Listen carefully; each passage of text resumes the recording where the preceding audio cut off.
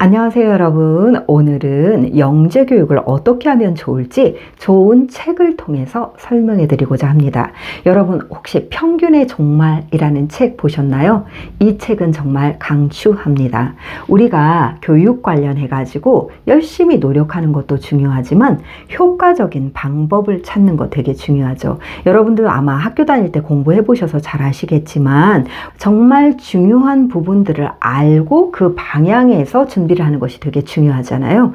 이처럼 우리 아이들을 위한 교육에 있어서도 이제는 과거와 다른 방식으로의 접근이 되게 중요한데, 이 저자는 크게 세 가지 측면에서 우리가 교육에서 참고할 내용들을 소개하고 있습니다. 첫 번째는 들쭉날쭉의 원칙입니다. 이 얘기는 우리가 사람의 재능을 이해함에 있어서 그동안 지능 위주로 굉장히 공부를 잘하는 사람 또는 머리가 좋은 사람 이렇게 획일화된 생각을 했는데, 오히려 실제로 학습자를 관찰을 해보면 각 사람이 갖고 있는 재능은 들쭉날쭉이에요. 즉 고유한 조합으로 이루어져 있습니다. 그래서 우리의 능력은 하나의 차원이 아닌 아주 여러 가지의 차원, 즉 다차원적인 겁니다. 예를 들어서 태진미라는 저도 어떤 부분은 좀 잘하는 것 같기도 하고 어느 부분은 좀 못하기도 하고 어떤 부분은 좀 괜찮기도 하고, 이렇게 들쭉날쭉해서 제가 가진 조합과 또 다른 사람이 갖고 있는 조합이 다른 거죠. 그러니까 이렇게 사람마다 갖고 있는 이 조합이 다르기 때문에 앞으로는 교육이 어때야 된다. 이 들쭉날쭉한 개인의 특성을 고려한 교육으로 가야 한다는 거예요.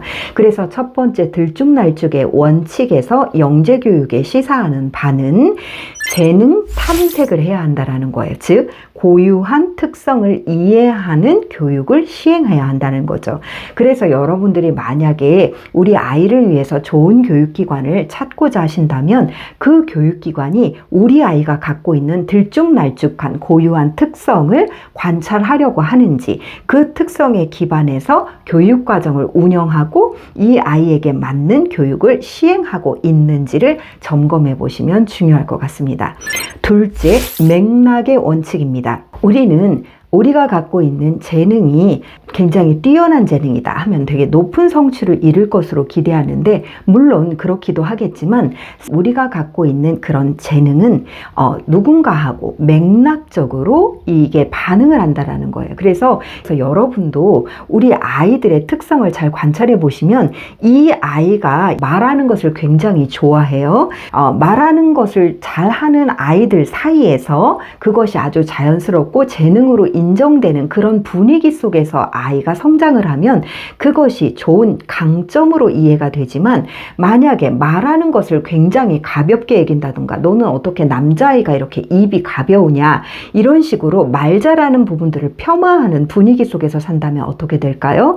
그 아이는 당연히 그 소질을 잘 개발하는 게 아니라 움츠러들 거예요.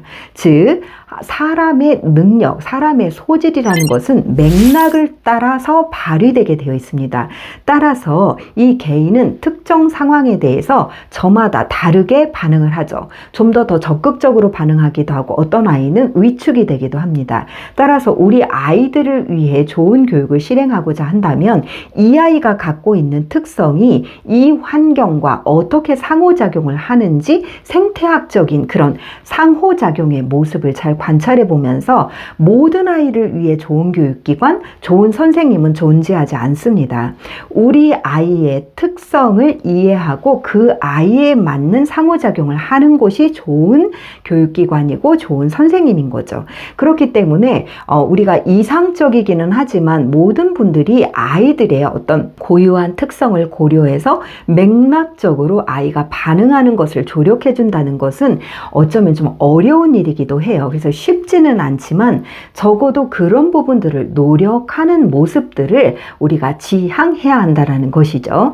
셋째, 경로의 원칙입니다. 이 경로의 원칙이라는 것은 개인마다 이 아이가 보이는 소질이 저마다 차이가 있다는 거예요. 어떤 학생 같은 경우에는 굉장히 일찍 그 소질을 보이면서 점점 그 소질이 둔화되는 아이가 있는가 하면 처음에는 좀 늦된 것처럼 보이지만 갈수록 소질이 같이 쭉 뿜어 나오는 아이들이 있고 지속적으로 성장하는 아이들도 있고 이렇게 어떤 목표를 향해 가는 아이들의 그 성장의 과정이 상이하다라는 거죠. 갑자기 이 아이가 어떤 지점으로 올라서는 게 아니라 그 경로가 있기 때문에 좋은 교육을 한다라는 것은 이 경로를 잘 설계해 가고 그 과정에서 나타나는 문제들을 그때그때 잘 해결해 가고 보강해 간다라는 그런 특징이 있는 거죠.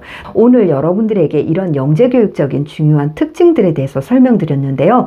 여러분, 우리 자녀를 위해서 또 내 학생들을 위해서 우리 교육기관이 이 아이의 들쭉날쭉한 그런 소질들의 특성들을 잘 발견하고 그리고 맥락적으로 아이가 잘 발현할 수 있도록 경로를 잘 잡아갈 수 있도록 지원하는 영재교육이 될 수 있도록 우리 함께 전문화하는 노력을 해보았으면 좋겠습니다.